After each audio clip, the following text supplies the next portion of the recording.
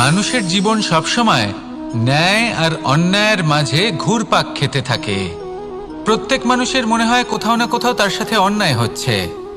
কেউ বলেন যে ভাগ্য আমার সাথে অন্যায় করেছে, কেউ আবার বলেন এই সংসার আমার সাথে অন্যায় করেছে। আর প্রত্যেকেই ন্যায় বিচার চাইতে বৈঠক দাবি করে বসেন। কখনো এই বিচার গৃহে যান, আবার কখনো ওই বিচার গৃহে।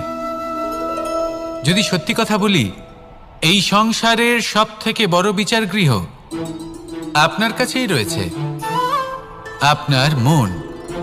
আপনার মনই হলো সব থেকে বড় বিচার গৃহ।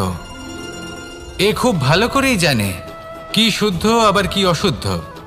এর শুভ অশুভর জ্ঞান রয়েছে, এ সব জানে। দেখতে গেলে প্রত্যেকটা মানুষ যদি নিজের মনের কথা শোনেন, তাহলে তিনি ভালোভাবেই বুঝতে পারবেন তিনি কি উচিত করেছেন আর কি অনুচিত। দিনে এক